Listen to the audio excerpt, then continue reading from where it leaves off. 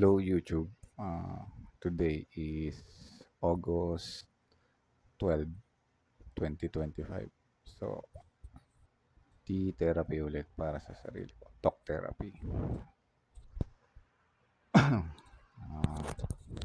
Tungkol lang sa mga update sa nangyayari sa akin. Pero ako lang din ang manonood saka makikinig in the future kapag naisipan ko manood ng sarili kong ano yun, pagsasalita. Kasi hindi naman talaga nagkakaroon ng maraming views yung mga video ko saka ako lang din na nanonood. So, ang update ngayon ay sa akin is medyo nabawasan naman ako ng weight kasi nung last talk therapy ko sa sarili ko, parang ang topic ko nun is weight loss. Gusto kong mabawasan ng timbang. Yun. So, ngayon, last month yun. So, ngayon, parang nabawasan naman ng mga konti lang din siguro. Kasi kapag humaharap ako sa salamin, ah malaki pa rin tiyan ko. So, yan. Pag ibig sabihin marami pa akong visceral fat. Yan. Mas masama yun kumpara sa fats na nasa loob ng, na nasa mga parte ng muscles lang eh. Kasi yung visceral fat, nasa yun eh, mga napanood ko sa YouTube, nasa loob siya ng mga internal organs. Nakabalot siya sa internal organs, yung visceral fat. So, yan, kapag malaki yung tiyan, ibig sabihin parang maraming visceral fat sa mga body organs. So, halimbawa kahit payat ka sa kamay, tas nakalobo naman yung tiyan mo, yun. Parang unhealthy yun yung visceral fat. Prone ka pa rin sa heart attack, yung mga internal organ failure, yung mga ganun. So, mas importante yung slim yung stomach kapag ano ka lang yung slim. Kasi ang gusto kong mangyari, kahit hindi na ako maskulado masyado, yung gusto ko lang slim, yung para alam ko sa sarili ko na hindi ako maraming visceral fat. So, parang kapag slim lang ako, mas healthy yung pakiramdam. So, pero parang sa edad ko ngayon, 38, parang mas mahirap na yung maintenance ng body weight. Hindi na hindi na kasing dali kumpara sa mga bata na 20s to 30s. Madali sa kanila yung magpapayat. Halimbawa, bawas lang silang pagkain, tapos konting exercise, galaw-galaw. Mabilis na pumayat yung ganang mga edad. Pero kapag ganitong edad, 38 to 40, tapos late 30s to early 40s, napansin ko ang hirap pagka nagawa mong magpapayat. Tapos kung hindi mo i-maintain yung exercise, diet, yung pagka napakain ka lang na sobra ulit sa mga handaan, okasyon. Tapos kaya ako yung mga umattend ng mga okasyon, handa, kasi tumataba nga ako, tapos kakasakit ako. Tapos yun, kapag hindi mo na maintain ng gantong edad, magpo-40 ka, yung light, halimbawa mine-maintain mo yung lightweight na gusto mo lang healthy ka. Pagka hindi mo na maintain, pagka tumaba ka ulit, ang hirap maibalik yung maging mapayat ulit. So, kapag ganitong edad, kailangan seryoso ka na sa pagbabago sa lifestyle. Kailangan palagi ka na nag-exercise, palagi ka nang kumakain ng prutas, gulay, tas yung balat at taba ng karne, hindi mo na pwedeng damihan yung kain mo, yung mga chicharon, yung ganyan, mga masasarap na pagkain, tapos yung mga junk food, dapat bawas na. Kasi ang promise ko sa sarili, hindi ko alam kung magagawa ko yan. Ang promise ko sa sarili ko, pagka nasa 40 na ako, hindi na ako kakain ng junk food. Pero hindi ko yun sa tingin magagawa eh. Basta yun lang ang gusto kong ma-achieve, yung hindi na ako kakain ng junk food, ng mga palutong. Kasi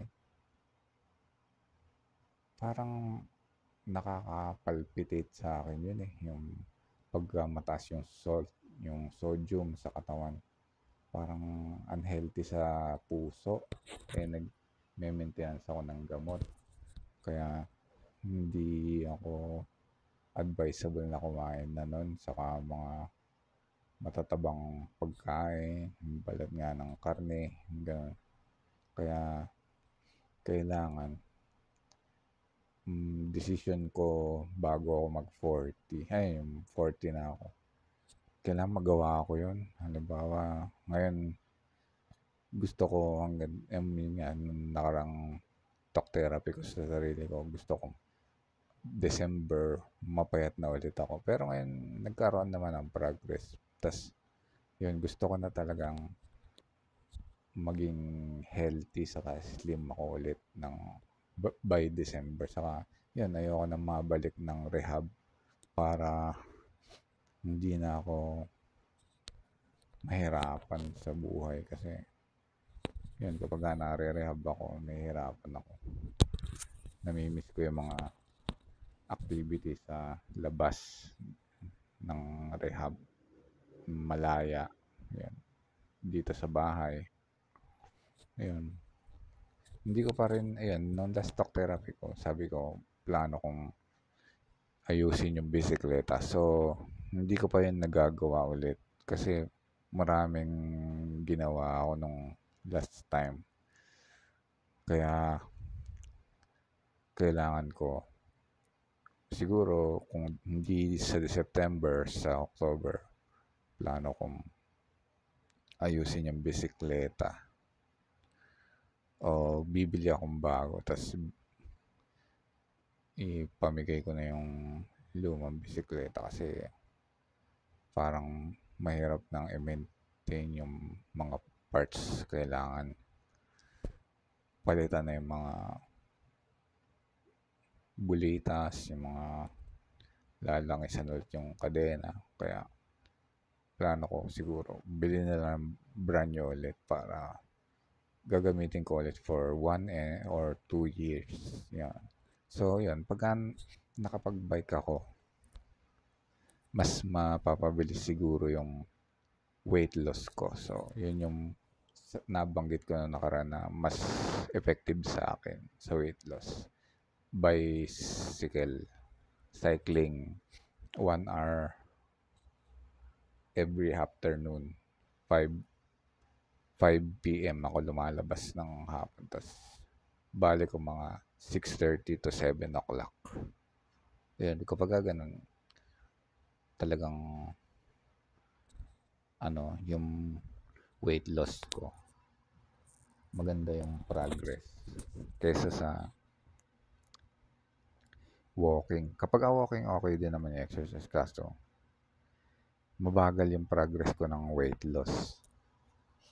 Kaya yung cycling, yun yung mas makakatulong sa akin sa pagpapabilis ng weight loss ko. So, yung mga nakarang kasi, namili ng e-bike si kuya dito sa bahay namin, ginagamit. Ako yung gumagamit. Tapos, yun yung ginagamit ko pang igib ng tubig. So, less exercise ako kapag naka-e-bike kasi hindi ako pumapadyak. Hindi katulad sa bisikleta. Pero maganda rin naman na may e-bike para umaga ako o hapon after lunch mag-iigib. Tapos, sa hapon, libre na akong magbisikleta kung meron na ulit akong bisikleta. Yun ang plano ko. So, yun, kapag sana magawa ko na mga around 60 to 65 kilogram yung weight ko ulit by December. So, ngayon parang nasa ano pa ako 75 to 76. So, mahirap pa. Hindi ko pa talaga sigurado kung magkakatotoo yung weight loss ko. Pero pangarap ko talaga yun na. Tapos yun, nung pakiramdam ko, mga last March, April, May, mas mataba talaga ako nun. So, ngayon, noong July, mataba pa rin ang konti. Tapos ngayon, medyo umano naman, bumaba na yung body fat. So, napapadalas din naman ako na diretso ko mula May, June, July, ngayon August, yung pagda-dumbbells, light dumbbells. Kasi nung isang taon, ang binubuhat ko, mga mas mabigat kaysa sa binubuhat ko ngayon. So, masarap din naman yung medyo mabigat yung binubuhat. Pero parang naisip ko, mas mahirapan akong gawin yun ng mas matagal kaysa sa kapag yung binubuhat ko is magaan lang. Mas sa tingin ko mas magagawa ko siya na mas maraming taon. Hindi katulad kapag mabigat yung dumbbells. Parang na naisipan ko mag-stop kasi medyo stressful sa muscle. Tas parang pagka tinamad ako, talagang hindi ko siya magawa. Pagka tinamad ako na mag-dumbbells ng ganong kabigat, tinatamad ako, hindi ko siya magawa. Tas may stop ako ng matagal. Hindi katulad kapag magaan lang yung dumbbells. Naiengganyo kung mas matagal ko gawin kasi hindi mahirap kumpara sa mas mabigat. Tapos, yun, makakasiguro ako na hindi ko siya masyadong katatamaran. Hindi katulad ng pag mabigat yung dumbbells. Pag tinamad lang ako mabigat yung dumbbells yung binubuhat ko, mahinto ako matagal. Pero kapag magaan, naisip ko, mas sarap ang pakiramdam kapag nag-exercise ng magaan na dumbbell ang binubuhat. So, naisip ko, okay lang na pagpatuloy kaysa sa mabigat. Tapos naisip kong nakakanamad, ayoko na. Hindi na ako magpapatuloy. Pero kapag magaan yun, mas hindi ako nag-give up kaysa yun sa mabigat. Yun lang. Tapos, ano pa ba yung pwede ko sabihin? Ang mga plano ko is, yun, maggala, magsakay lang ng bus, tapos punta sa MOA, sa BGC, saka yung Venice Mall. Pero ano lang, every 4 months lang siguro, luluwas ako. Kasi nitong August, nung first week, nakaluwas ako, may kasama ako. Tapos, yan, masarap sa pakiramdam pagka sumasakay ng bus, nakakaantok, tapos hindi nakakainip. Hindi katulad pagka dito lang ako, paulit-ulit yung iniikutan ko. Although, okay lang yun. Pero, pagka iba yung nakikita, na natatanggal yung inip. Yun. So, yun, sana kapag by December, makaano na rin ako, makarecover sa body fat, yung pagiging mataba. Kasi ngayon, pagka naglalakad doon, nakalobo pa rin nga yung tiyan ko, kaya, pero hindi na ganun kagrabe kumpara nung March, April, May. Sa ngayon, okay na siya. Hindi na ako na masyado nahihirapan magsintas ng sapatos kung magsasapatos. Tsaka pagka nagsusot ng medyas, yun. Hindi ko na kailangang kasi parang nung nakaraan, hindi ko masyado yung medyas ko. Kailangan yung tuhod ko, hindi ko mailagay sa baba. Yun, kapag alam mong ganun, alam mo, nahihirapan ka na sa sarili mo eh. Ako, nahihirapan ako, kaya naisipan ko na rin mag-exercise ulit. Yun, kapag nga kasi tumaba, kailangan, hindi sa umpisa, ako ang naging teknik ko, hindi ko inuumpisahan ng mabigat na exercise yung ginagawa ko. Ang ginagawa ko is magaan na exercise lang ang umpisa, beginner, para hindi puwersado, hindi ako ma-di-discourage na gawin ulit na mag-exercise. Pero sa ngayon, kailangan kapagka pumayat na ulit ako, ayoko nang tumaba ulit ng, ano ba, 40 years old, tas tataba pa ulit ako. Parang ang hirap na magpapayat nun. Kailangan makontrol ko na talaga yung pagkain. Ayun, kumakain ako araw-araw ng prutas, saging, every after lunch, every after dinner. Hindi ako nagbe-breakfast, pero sa breakfast, hindi ako bumabangon eh. Nagpapahinga lang ako. Minamaximize ko yung tulog ko. Tapos, ngayon naisipan ko, kailangan, hindi na rin ako nagpupuyat. Kasi minsan, nagsiselfone ako inaabot ako ng hanggang 4 a.m. to 6 a.m. Hindi ako makatulog. Pero, yun, kailangan, yun nga, maggamot na rin ako ng maggamot. Hindi ko na pwedeng alisin yung gamot sa dahil nga may bipolar disorder ako. Kailangan sumunod na ako sa doktor na para hindi na ulit ako ma-rehab. So yung gamot, nakakatulong talaga siya sa akin na ma-relax saka makatulog. Araw-araw kailangan uminom ako. So yun, yung dosage kailangan alam ko yung right dosage para hindi ako makaram, ma, makaramdam ng kakaiba. Kasi kapag hindi ako nagagamot, hindi ako inaantok. Parang, ayun, kapag gantong oras, gusto ko lumabas, magbisikleta. Pero kasi delikado. Pero kung halimbawa, independent ako yun, may bahay akong sarili. Siguro, kapag gantong oras, lagi akong lumalabas. Yung magwo-walking kasi maperes ko yung yung hangin kapag gantong oras, 10 o'clock, 11 o'clock PM hanggang 12 AM. Ang sarap mag-walking.